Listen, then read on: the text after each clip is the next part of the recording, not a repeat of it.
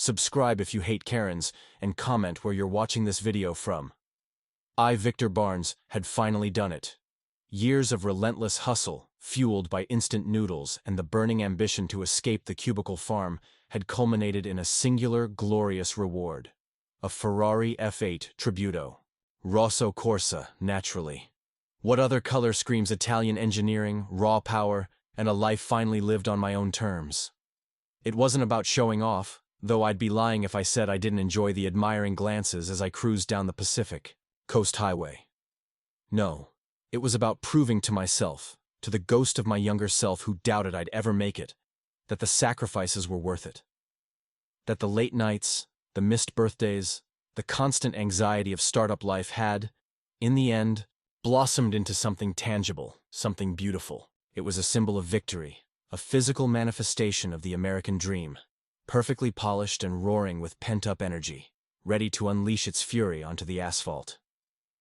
I treated it like a newborn, parked securely in my driveway, bathed in the glow of motion-activated security lights, covered with a custom-made, ceramic-coated shield against the elements. It was more than just a car. It was an investment, a work of art, a source of immense personal pride. I'd spend hours just staring at it, tracing the elegant lines with my fingertips, marveling at the sheer artistry of its design. Sometimes, I wouldn't even drive it, content to just sit in the driver's seat, inhaling the rich leather scent and listening to the purr of the engine as it idled. It was my sanctuary, my escape, my reminder that hard work pays off. My neighbors understood, for the most part. They'd offer polite compliments, maybe a wistful sigh, acknowledging the beauty and the achievement it represented. But then there was Karen, the self-appointed queen of the HOA. A woman whose primary purpose in life seemed to be nitpicking lawn lengths and harassing homeowners about their recycling habits. She was a walking, talking embodiment of suburban tyranny, always armed with a clipboard and a condescending smile. And unfortunately, she lived 2 doors down. I'd managed to avoid her wrath for the better part of a year, but my Ferrari seemed to have triggered something within her. Perhaps it was envy.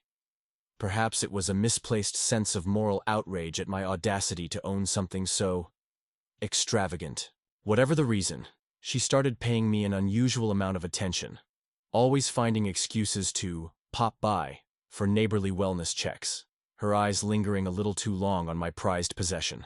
And then there was Savannah, her daughter. Savannah was a walking, talking stereotype of the spoiled suburban teenager. Platinum blonde hair, perpetually glued to her phone, perpetually vaping fruity-smelling clouds of vapor that hung in the air, like a toxic fog. She drove a ridiculously lifted pink Jeep that looked like it was about to topple over at any moment, and her driving skills were questionable, to say the least.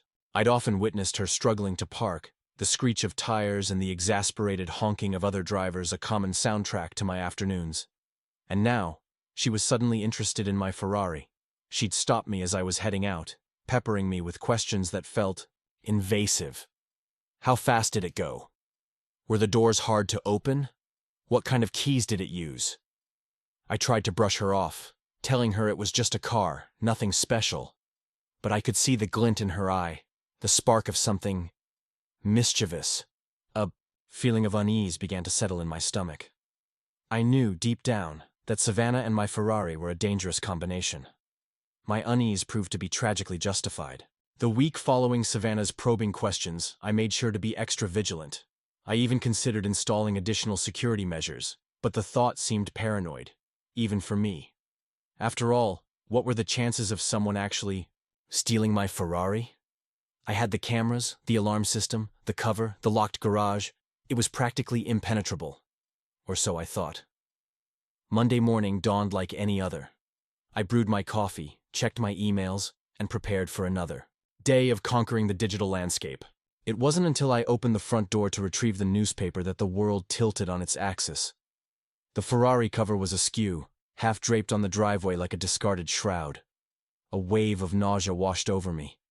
My heart hammered against my ribs. I sprinted to where the car should have been, the empty space a gaping wound in my carefully curated life. It was gone. My Ferrari. Vanished. Stolen. Panic clawed at my throat, threatening to choke me. I fumbled for my phone, my hands shaking so violently I could barely dial 911. But before I could, a thought struck me. The security cameras. I frantically opened the app, my fingers flying across the screen. The footage was there, crisp and clear, recording everything.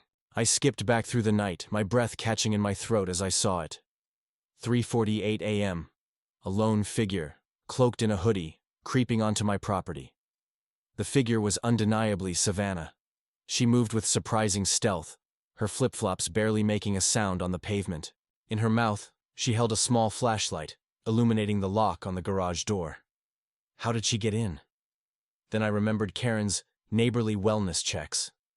She must have swiped the spare key from the laundry room during one of those forced visits. The audacity, the sheer, unadulterated gall.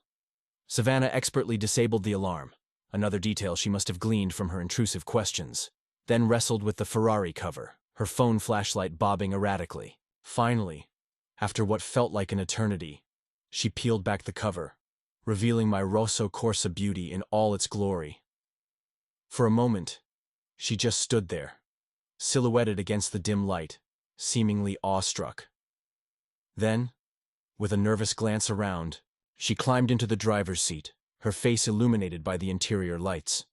The engine roared to life, shattering the silence of the night. I watched in horror as she fumbled with the controls, the car lurching forward before backing out of the driveway with a screech of tires.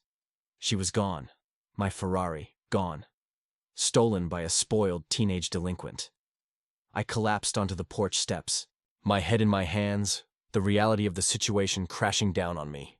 It wasn't just about the car, though the financial loss was significant. It was about the violation, the intrusion, the feeling of being utterly helpless.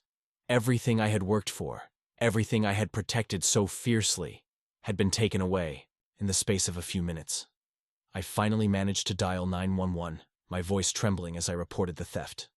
The dispatcher, bless her soul, remained calm and reassuring, promising to send officers immediately. But as I waited for the police to arrive, I knew that this was just the beginning of a long and painful ordeal. The image of Savannah behind the wheel of my Ferrari, her face flushed with excitement, was burned into my memory. And I knew, with a chilling certainty, that this was not going to end well. The call came just an hour later, shattering the fragile hope that maybe, just maybe, it was all a bad dream. The police had found my Ferrari, or more accurately, what was left of it. The officer on the phone was somber, his voice heavy with the gravity of the situation. It had been located a mile from the mall, wrapped around a utility pole. He didn't need to describe the damage. I could already picture it in my mind's eye. Twisted metal, shattered glass, the once pristine Rosso Corsa paint job now scarred and mangled beyond recognition. My heart sank. It was worse than I had imagined. I raced to the scene, my mind a whirlwind of anger, disbelief, and crushing disappointment. The sight that greeted me was even more horrific than I had prepared for. My Ferrari, my pride and joy, was a mangled wreck. The front end was completely demolished, the hood crumpled like an accordion, the airbags deployed like ghostly apparitions. The only thing that seemed relatively untouched was the passenger compartment, a grim testament to the car's safety features. Police officers milled around the scene, taking photos and collecting evidence. A tow truck was already hooking up the wreckage, preparing to haul it away to some automotive graveyard. I felt a lump rising in my throat, a potent mix of grief and fury threatening to spill over. And then I saw her. Savannah, sitting on the curb, looking remarkably unscathed. She was surrounded by paramedics, but she seemed more bored than injured, scrolling through her phone with an air of detached indifference. It was infuriating. She had just destroyed my car, risked her own life, and she was acting like it was no big deal. I walked over to her, my fists clenched, my voice trembling with barely suppressed rage. "What the hell did you do?" I demanded, my voice loud enough to draw the attention of the surrounding officers.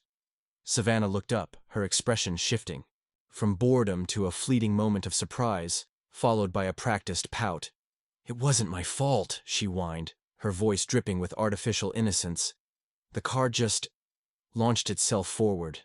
I was just trying to gently test it, and it went crazy!" I couldn't believe my ears. She was blaming the car? The audacity was staggering. I knew, in that moment, that she was completely devoid of remorse, completely incapable of taking responsibility for her actions. The police officer intervened, gently steering me away from Savannah.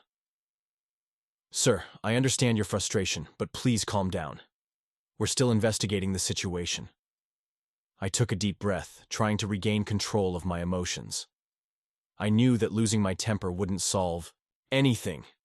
I needed to focus on getting justice, on holding Savannah accountable for her reckless behavior, but the worst was yet to come. A few days later, I received a letter from a law firm representing Savannah and her mother, Karen. The letter was a masterclass in legal doublespeak, twisting the narrative to portray me as the guilty party. They were suing me for negligence, claiming that I was responsible for Savannah's emotional distress and physical suffering.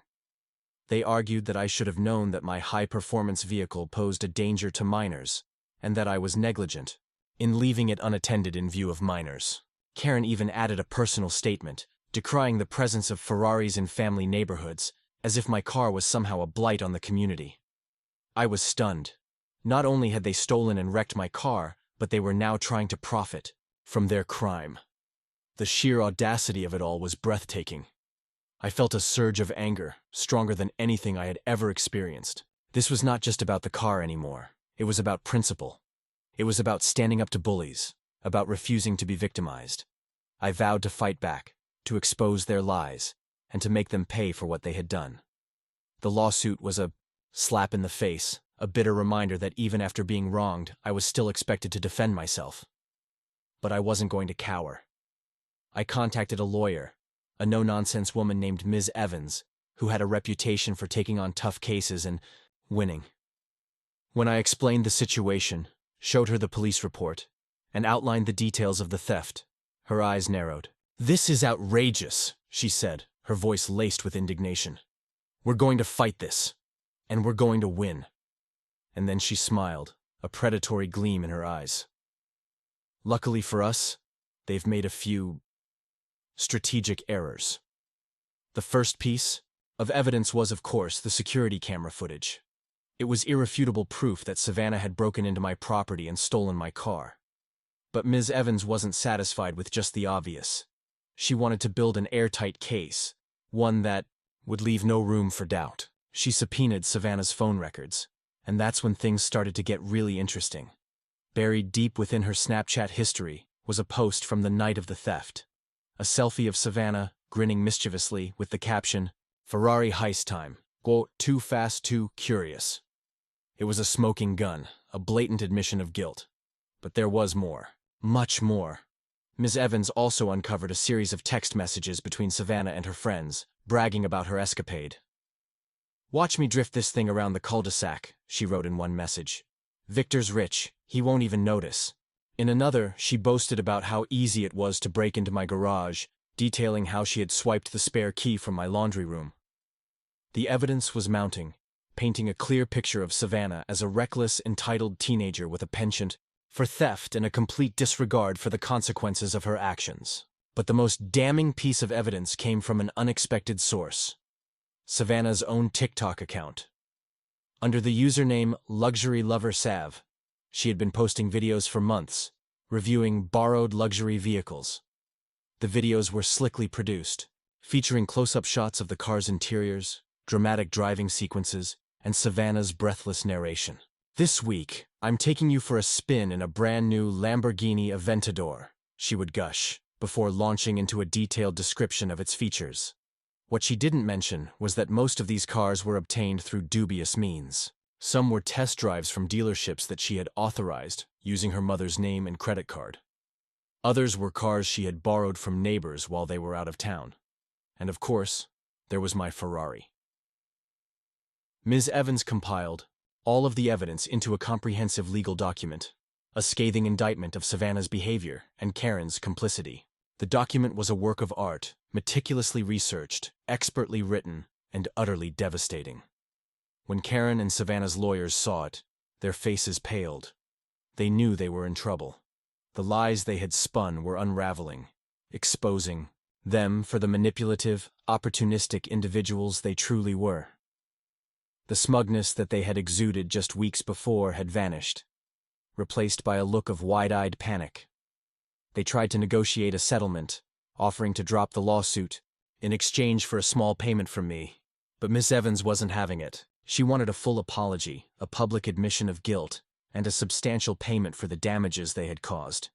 And she was determined to get it. The day we stepped into court, you could cut the tension with a butter knife. Karen and Savannah, previously brimming with an unwarranted sense of entitlement, looked like they'd swallowed golf balls. Their high-powered lawyers, who had initially oozed confidence, now sported nervous sweat patches. My lawyer, Ms. Evans, on the other hand, was a picture of serene confidence, radiating an aura that screamed, "I've got this." The judge, a stern-looking man with a no-nonsense demeanor, called the case. The proceedings barely even began. Ms. Evans presented the evidence, the security footage, the Snapchat post, the incriminating text messages, and the TikTok videos. She laid it all out, methodically and precisely, leaving no room for doubt. The judge barely let Karen and Savannah's lawyer even begin to mount a defense. The expressions on their faces were priceless, a mixture of horror and dawning realization that they were completely and utterly screwed. He asked a few pointed questions, mostly directed at Karen, about her daughter's borrowing habits and her use of Karen's identity for unauthorized test drives. The answers she stammered out were weak and unconvincing. Then, in a move that sent shockwaves through the courtroom, the judge slammed his gavel. "This case is dismissed," he declared, his voice ringing with authority. "Furthermore, I am referring this matter to the district attorney's office for potential charges of theft, property damage, and insurance fraud." A collective gasp filled the courtroom. Karen and Savannah looked like they were about to faint. Ms. Evans simply smiled, a subtle, satisfied curve of her lips. Justice had been served, but the courtroom drama was just the tip of the iceberg. The real fallout was about to begin. News of Savannah's luxury vehicle borrowing escapades spread like wildfire. The TikTok account, once her source of validation and online fame, became her downfall. The videos went viral, but not in the way she had hoped. People from all over the country were sharing them, mocking her arrogance and highlighting her criminal behavior. She was instantly dropped by her influencer agency. Her dreams of online stardom shattered. The repercussions for Karen were even more severe. The HOA, finally seeing her for the petty tyrant she was, held an emergency meeting and voted her out as president by a unanimous decision. They also slapped her with a slew of HOA violations for encouraging unlawful behavior and bringing disrepute to the community. But the real kicker was the insurance fraud investigation. Because Savannah had used Karen's identity to authorize her fake Ferrari test drive, and presumably other luxury car shenanigans, Karen was now facing serious legal trouble. The rumors started swirling, whispers of hefty fines, suspended drivers, licenses, and even potential jail time. Whispers turned to roars when it became known that, crippled by legal fees and the cost of damages from Savannah's escapades, they lost their house. The lifted pink Jeep that Savannah could barely park was gone as well, replaced by a battered sedan that Karen sheepishly used while driving around. The mighty had fallen, and the neighborhood breathed a collective sigh of relief. The dust settled, and the neighborhood returned to a semblance of normalcy. The Ferrari-shaped hole in my driveway remained, a constant reminder of the ordeal I had endured. But it was also a reminder of the strength I had found within myself, the resilience to fight back against injustice, and the unwavering support of my friends and family. Life, as they say, goes on. A few weeks after the court case, I received a phone call from Ferrari of North America. They had been following the story, and they were appalled by what had happened. To my surprise, they offered me a deal on a replacement F8 Tributo, a very, very good deal. Apparently, they weren't too happy with the negative publicity stemming from Savannah's exploits and wanted to make things right. I hesitated. Part of me wanted to wash my hands of the whole Ferrari experience, to move on and find joy in something less conspicuous. But another part of me, the part that had worked so hard to achieve my dream, refused to be defeated. I decided to accept their offer, and this time, I went all in. Rosso Corsa, of course. But with a few added security features: fingerprint access, a remote kill switch that could disable the engine from my phone, and a state-of-the-art GPS tracking system that would make even the most skilled car thief think twice. The new Ferrari arrived a few months later. It was even more beautiful than the first, a symbol of my unwavering determination and my refusal to let the actions of others define my life. I parked it in my driveway, under the watchful eye of my enhanced security system. This time, things felt different. I wasn't just protecting a car. I was protecting my peace of mind, my sense of security, my belief in the power of justice. As for Savannah and Karen, they disappeared from the neighborhood, leaving behind a trail of debt and disgrace. Rumor has it they moved to a small town in another state, hoping to escape the notoriety. I try not to think about them, but occasionally, I'll see a news article or a social media post that reminds me of their existence. Savannah, reportedly, is working at a local diner, washing dishes and trying to rebuild her life. Karen, ostracized and humiliated, is said to be working as a cashier at a grocery store. Justice, it seems, has a way of catching up with everyone. Eventually, I focused on the positive. My new Ferrari, the support of my friends, the satisfaction of knowing that I had stood up for what was right. Life is too short to dwell on the past. It's time to embrace the future, to appreciate the simple things, and to never let anyone steal my joy again. And of course, to keep my Ferrari keys under lock and key. This time, I wouldn't make the same mistake twice. The Rosso Corsa beauty gleamed in the sun, a phoenix risen from the ashes of a truly bizarre and infuriating experience. And I, Victor Barnes, was finally ready to drive it into a brighter, more secure future.